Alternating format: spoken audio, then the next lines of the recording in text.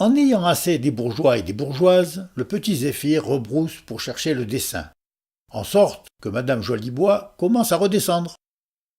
Ce que voyant M. Jolibois, car hélas la passion aveugle, il ramasse le scalpel, laissé dans la volière, et s'en sert pour couper un des barreaux.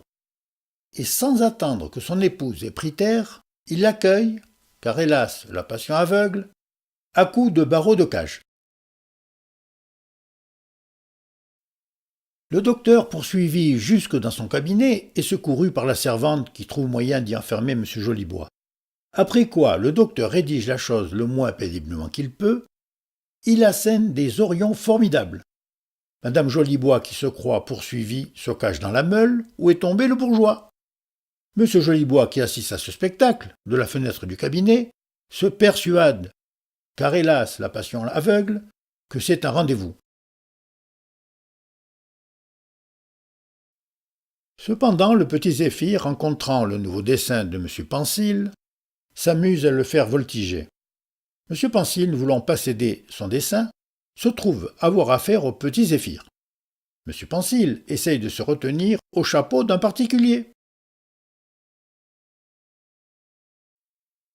M. Pansil, ayant eu du dessous, est enlevé à une hauteur vertigineuse. Heureusement que laissé tomber par le Zéphyr, il vient tomber sur la meule. Voyant cela, car hélas la passion aveugle, M. Jolibois croit que c'est encore un séducteur et il prend mal de jalousie rentrée. Le docteur se hâte de profiter de cette léthargie pour lier son psychote et le suspend dans son cabinet d'animaux. Revenu à lui, M. Jolibois, car hélas la passion aveugle, se persuade que les deux vils séducteurs, de concert avec son épouse, l'ont livré aux bêtes et ses cheveux se dressent sur sa tête. L'Académie royale écoute la lecture du mémoire sur un vent souterrain tout nouveau et nomme une commission de 3 membres pour analyser le contenu des fioles.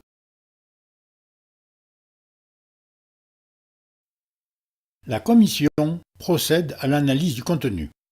Le gaz s'étant dégagé, il s'ensuit des soupçons atroces et des explications très vives.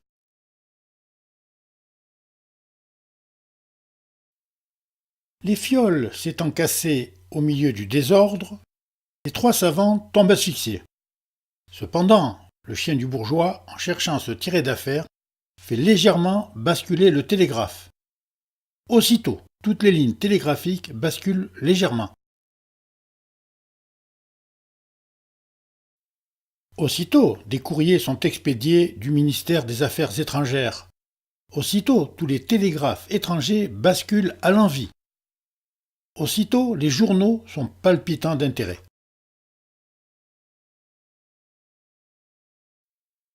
Les politiques prévoient une rupture funeste entre les 5 puissances. Le 3% est lourd, les sucres fléchissent, les cafés languissent, les ateliers se ferment et il se forme des attroupements d'ouvriers. Le ministre annonce à la Chambre que 300 000 hommes menacent les frontières. L'on fait une levée en masse et l'on mobilise la garde nationale.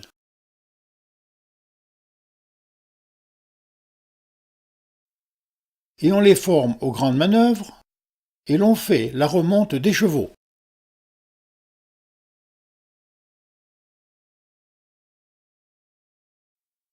Cependant, les ouvriers continuant à demander du pain par attroupement, M. Mondor monte sur un tonneau.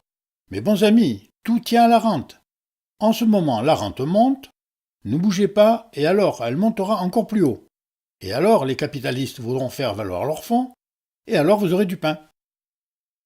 Malgré cela, les ouvriers, continuant d'avoir faim, M. de Pibrac monte sur un tonneau. Mes bons amis, si vous avez faim, prenez-vous-en à votre gouvernement. Avez-vous faim avant 89 ? Non. A-t-on faim sous la Restauration ? Non. Avons-nous faim, nous qui sommes restés fidèles ? Pas le moins du monde. Malgré cela, les ouvriers continuant d'avoir faim, M. Grelot monte sur un tonneau. Mais bon, mes excellents amis, je pleure sur vous. Mais pour guérir vos maux, il faudrait l'occupation de la Belgique, l'épuration des préfets, la chute du trône et la guerre générale. Malgré cela, les ouvriers continuant d'avoir faim, M. Trucet monte sur un tonneau. « Braves gens, retirez-vous tranquillement, car les attroupements peuvent nous conduire à l'anarchie qui nous conduirait au despotisme militaire, qui nous conduirait à une troisième restauration. » Malgré cela, les ouvriers continuant d'avoir faim, M. Rafle, Saint-Simonien, monte sur un tonneau. « Mes fils et mes filles, tout est amour. La transmission par héritage est le dernier anneau de la chaîne des privilèges. Mes pères et mes mères, beaux-arts, sciences, industrie, à chacun selon sa capacité, selon ses œuvres. Le passé est fini, l'avenir commence. Encore 1000 ans et tout ira bien. »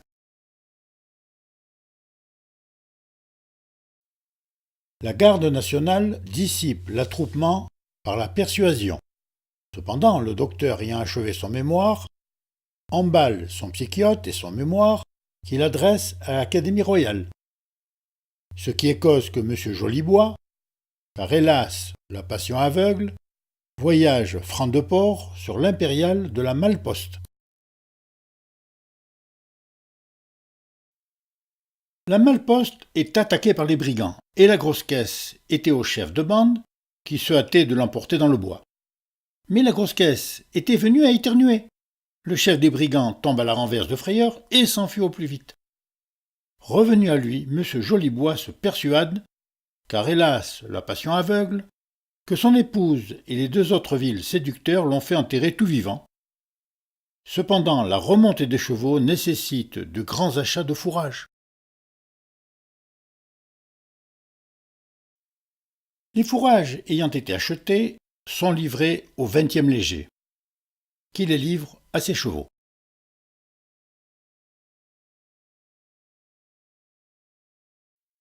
Après qu'il se soit familiarisé avec la situation, Madame Jolibois et ses 2 cavaliers se servent des chevaux pour fuir, pendant que le 20e léger joue aux quilles.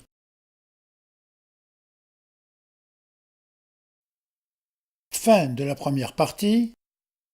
C'était les aventures de M. Pensil ou la typologie du ridicule.